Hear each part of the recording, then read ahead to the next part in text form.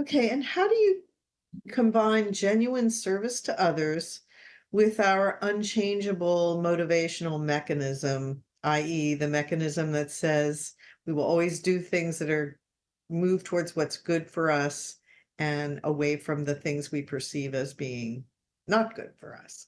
All right, well, that is not worded correctly. The motivational mechanism doesn't make you move toward things that are good for you. It makes you move toward things you believe are good for you. Big difference. Big difference. Belief is the key. So you may not move toward things that are good for you because you have a belief that the alternative is worse. So pay attention to the idea of how the motivational mechanism actually works. It doesn't make you move toward things that are good for you. It makes you move toward things you believe are good for you, which may not be the case.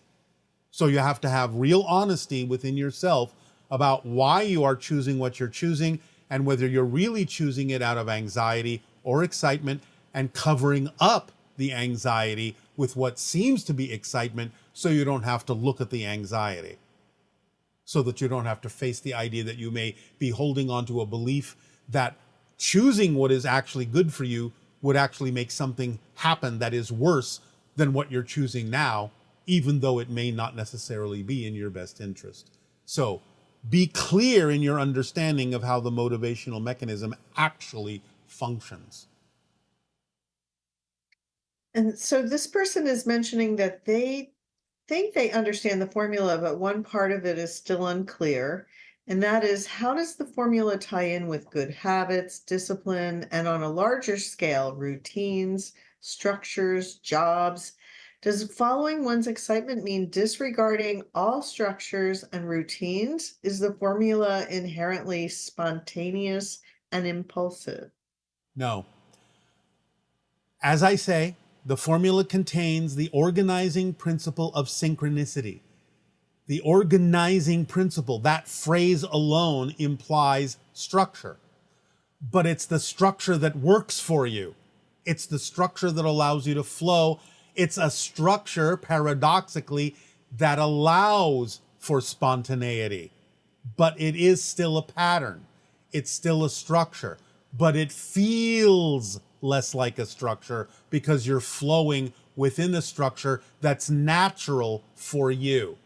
So you don't feel the resistances that often come with the artificial structures you impose on yourselves that are not natural for who you are. That's why it doesn't feel like a structure, because it's the structure that fits you. Okay, thank you. And how do I find the purpose of my life? How do I find my excitement? As I said, you can start small.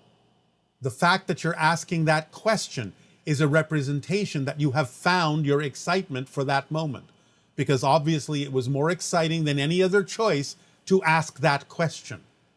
So you can do the same thing in the next moment. What's the next thing that has a little bit more excitement, curiosity, attractiveness than any other choice? Start simply. Keep it simple. Again, when we talk about finding your passion and your excitement, we don't mean that you have to be jumping up and down and running around like crazy. It doesn't mean it has to come with trumpets and angels singing. It means, what's the next thing I have the ability to act on that has more attractiveness than any other choice? That's simple. Taking a walk, reading a book, eating a meal, talking to a friend, creating something, whatever it is, asking a question of someone like you just did, whatever it is that has more attractiveness, that feels like the next thing you really, really feel like doing, do it. And keep doing that. It will build, it will snowball into other expressions of your excitement, as long as you keep checking yourself to make sure that you're actually acting on excitement and not acting on anxiety disguised as excitement. And this idea of the end justifying the means, and that would be that it seems like the higher mind has an attitude of the ends justify the means. So for people with especially hard themes, that includes a total forgetting of any spiritual truths. What are your thoughts on this? It's not that the higher mind has an end justifies the means position. That's a human interpretation. The idea is the soul understands what it's going to get out of the experience and is doing its job of guiding the physical mind within it in such a way as to send it the guidance it needs in order for the physical mind to have an experience that allows it to face challenges that are beneficial to it, to allow it to expand, to allow it to grow, to allow it to have a fulfilling and joyful life experience. The only reason it appears as if the end justifies the means is because of the perspective of the physical mind that is harboring and holding on to belief systems that are out of alignment with its core frequency. So, the idea that it seems too hard to bear, as we discussed already, comes from the linear perspective, not from the soul perspective. The soul is doing its best to send you messages of passion, but the physical mind has the ability and the free will to ignore it. And it is in ignoring that guidance from the soul that the physical mind then says, oh, this looks like the end justifies the means because I am being subjected to these horrible, torturous experiences, instead of allowing yourself to understand what we have shared with you about the formula that allows you to remain in a positive state no matter what happens, so you can always get a benefit from it. That's why that step is in there, so that you can understand how this works, so that you can experience a life of challenge in a positive way that allows you to expand and experience the benefits of facing those challenges, rather than feeling overwhelmed or feeling that the soul is somehow torturing you by putting you in a situation that's too much for you. It's not. You're putting yourself in the situation that makes it appear to be too much for you by not following the formula, by not opening up to the idea that challenges can be positive, by not feeling worthy, by forgetting who you are.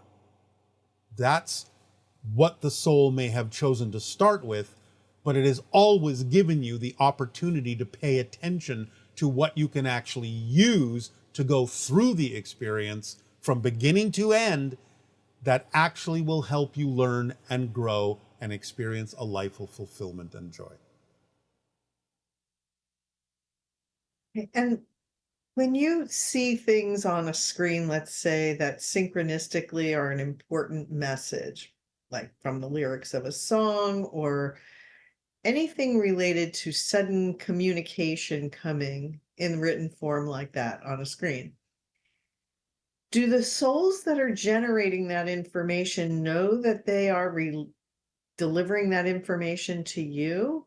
And are their souls literally trying to communicate and encourage me? Yes. It could be your own soul, could be your own higher mind, but it can also be your spirit guides, members of your soul family, members of the angelic realm, other ETs, other dimensionals that are using synchronicity to deliver information that will help you. So yes, it's a deliberate act of connection and communication from whatever the source is to help you out. The fact that you experience the synchronicity means it is for you. Now, synchronicities can be holographically multidimensional, and synchronicities can serve many different people simultaneously. If more than one person is experiencing the synchronicity, there may be messages in there for all the people experiencing it. And that, again, is a deliberate act that may be coming from many different sources in a multidimensional way. But the bottom line is, yes, it's a message for you. And so when you are, or an individual is hearing information from another person, and they're seeing that the person is giving them a nonsensical belief, but they're buying into it, but the individual listening is buying into it, is a result of not knowing themselves that they Yes. would do that? Yes. That's why it's so important to know yourself, to know what is truly working for you and what is not, to take what advice allows you to grow and be self-empowered, and leave behind those things that don't. It's learning that discernment. That's one of the lessons of physical reality, learning what is and isn't truly you. And that's why you can always use what isn't you to help you understand more clearly what is you. And why are we experiencing this physical form? Can we experience similar limitations in another form? Why this one now? There are some other forms in which you can experience the idea of limitations, but as we have said, the Earth cycles is one of the more concentrated places to experience this idea of limitation. And therefore it means, as we have said, it's a master graduating class. You have decided to take a class that allows you to really stretch and exercise the powers you know you have accumulated in the growth of the soul up to this point. So in other words, you don't choose to stay in kindergarten or first grade forever. You say, all right, let's move on to the second grade and the third grade and the fourth grade. I'm going to learn more. I'm going to push myself. I'm going to challenge myself. Otherwise, it would be, quote unquote, boring to do the same thing over and over again. Let's see, where can I find something that's a real interesting challenge? Oh, look at what's going on Earth. Let's do that. We're ready for that. We're ready to really accelerate our growth. We're really ready to learn some interesting things because that's the school that offers it. That's why people choose to go to college. That's why people choose to have master's degrees, PhDs. They want to continue to learn and grow and stretch and expand. Earth is one of those places where you can really do some expanding if you get the point, if you learn what the class is all about, if you're willing to learn the lesson. When the Earth School began, for humans, I suppose, Yes. how did that whole thing get created? Was that like a convergence of a multitude of consciousnesses Yes. coming together and thinking this up, or as a Yes. continuation of a whole Yes. galactic story? Is that Yes. Yes, yes, yes.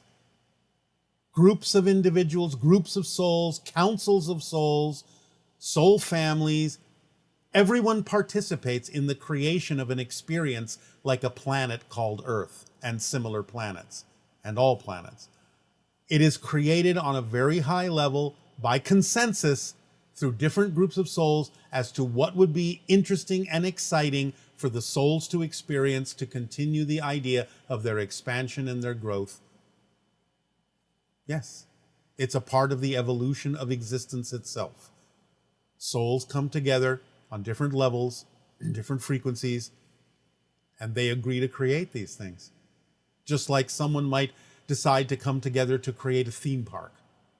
Well, I need these people to come together. I need those people that know how to do that to come in. We need these souls to come in who know how to do that and suggest this and suggest that. And before you know it, there it is. And now we can all share in it. And it seems like the prime directive that souls experience, in a sense, is the idea of expansion, growth. Yes. This seems to be the most fundamental desire, I guess, of Yes. the. It is the impetus of existence. You have to understand what infinite actually means. Infinity has a momentum. So the idea is that existence itself provides the momentum by its very existence to continue to fill infinity. It's attempting to be all that it is. That attempt to be all that it is. It is all that is, but it also contains the attempt to be all that it is. That's the active principle. So there's the structure, and then there's the active principle. That's why you see in our family sigil the triskelion, the triangle with the spiral in it. There is the structure represented by the triangle, but there is the active principle That's what you call the act of creation, the act of being.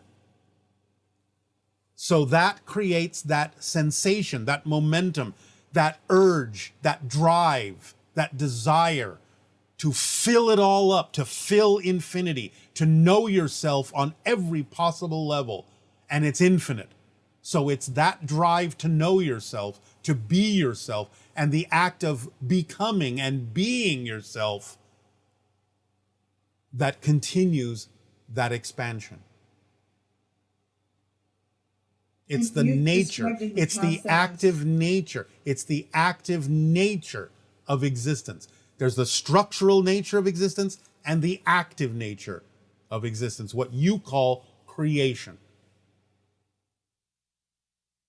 So, like you've described in the past, I guess the idea of terraforming planets and moving planets, that level of consciousness that's capable of things that Yes. are beyond, in our minds, beyond our wildest dreams of what is possible. Well, there are levels Um, to that idea. There can be terraforming projects, as you call it, that can take a planet body, a form that already exists, and convert it through technology to something that might be more compatible to certain forms of life. That's one level of it. What we were talking about is the actual creation of an experience going from the spirit level into the physical level on a huge consensus level reality of co-creation by many different souls, to actually bring the very idea of the planet into physical existence in much the same way that you bring the physical mind into existence at the center of the soul. So there is a consensus level on a greater level, again, greater than even what you typically refer to as the oversoul.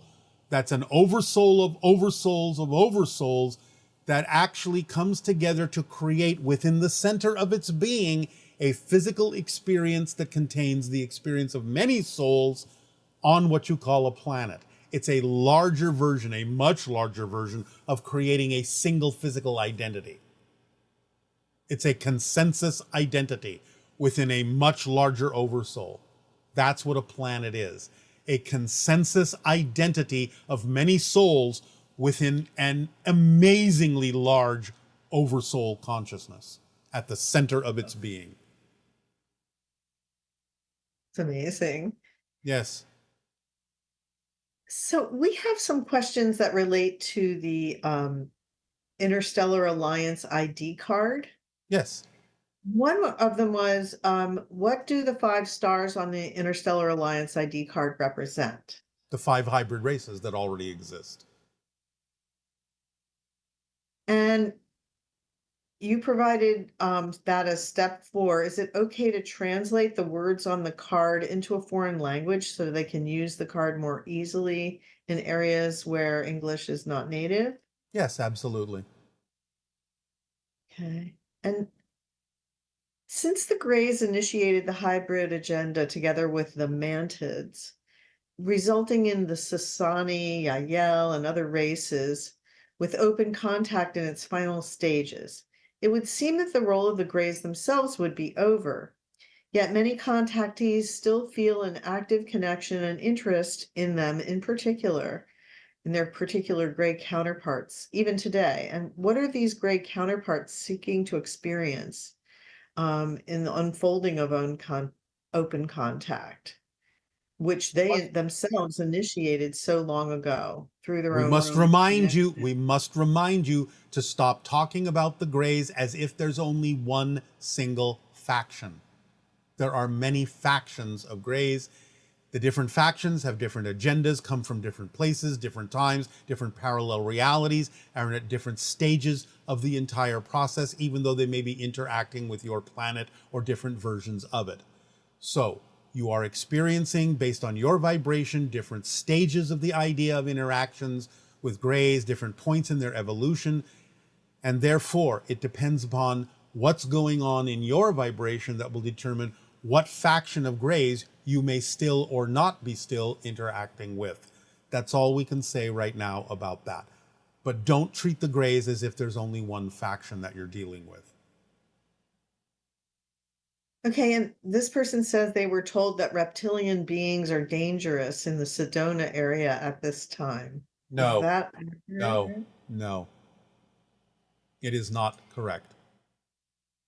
Okay. Are there a lot of misunderstandings about, I guess, reptilians, and Yes, as I've said are they before, as I've said before, they are a certain kind of species that invokes in the limbic system of your physical brain the idea of a fight or flight response because of the nature of their vibration, because you look at them as predatory, because that's the way you relate to the idea of reptilian DNA.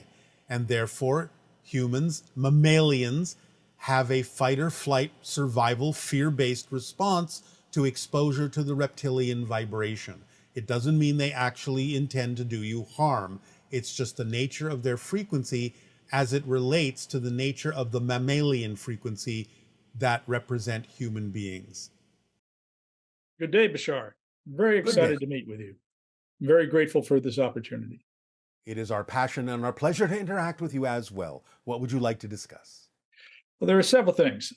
Obviously, first of all, you and I seem to have a similar sense of humor, and I have wondered what role a sense of humor has in the achieving and maintaining a higher vibrational state. Well, humor is a higher vibrational state because humor fundamentally is an ability to form unexpected associations, unexpected connections to things that people might not ordinarily make connections to. So it is an expansion of your ability to holographically see how things are more connected and to express those connections in what might be considered an unusual way that opens people up to different perspectives. Very good. I just know that you and I are very similar in that sense. I almost feel like we have met sometime in the past or have Well, you existed. do have connections to our general frequency, and therefore it feels familiar to you. Yes. Yes. Yes. All right. Secondly, Yes. one of my higher flow states that I achieve has been in sports, in participating in sports. All Do the right. do the Essassani have anything equivalent to that? Any Well, sort of yes, we have games, and you might call them sports, but it's not in competition with each other. It's in competition with ourselves. Okay, well, yes, that's pretty much my attitude. I do like to quote be to win or be victorious, but at the same time, I'm more concerned about how well I perform to a level that I think I should be. Yes, and in that context, everything that we experience is a win. There is no Right. winning and losing in our society. There is, what did you learn in that experience? And if you learned something and you grew, that's a win. So even though there may be collective involvement, we're all there synchronistically to allow each other to experience our own individual wins, our individual growth in how we experience that particular exercise. Okay, delving into extraterrestrial races, if that's okay. Yes. Are there any that are actually genetically equivalent to humans on Earth? Well, very much closely genetically connected, like the Pleiadians, who are, in a sense, your distant cousins. Right. So, like that, yes, there are genetic connections between humans on Earth and different species. But after a point, it becomes very, very different, and many alien societies look nothing like you. But there are several that do, primarily not only just because of the morphogenetic fields that say this is a efficient form, so they look humanoid or human-like, even though they may not necessarily be directly genetically connected to you in the way that you think, but there are some that are actually truly genetically family, Right. Okay. So they such as have us. have they populated the Earth at some point? There have been times in the past where other societies have taken advantage of the Earth environment for a period of time. Yes. Okay. All right. It's part of the history that you don't know. Right. Okay. And that will be revealed at some point. Eventually, yes, after open contact. Okay. Uh, Something I wonder about you specifically, how much do these sessions deplete you, or do they deplete you in any No, of way? course not. Why would they deplete me? Why would I do it if they did? Well, as a first contact specialist, that being your desired role, Yes. that doesn't necessarily mean it wouldn't necessarily have some impact on you per se, I guess. Well, the impact it has is that it energizes us. Okay. It is what we love to do. And therefore, we are operating at a very high frequency, and at a high frequency, we are energized. It never depletes us because we are simply being a conduit for a higher frequency, passing through us, leaving us with energy. It doesn't take energy away from us, it supports us with a higher frequency energy. Yes, I know. Well, uh, I'm feeling energized just in this little discussion. So I can All right. imagine, I guess, that it has quite an impact on you in that case. Well, Yes. I think that's going to be it. All right. I definitely appreciate your time and your dedication. Again, the dedication is automatic when you are focused on what you love to do. So, we thank you. Aveo. Avail. Good day. Good day.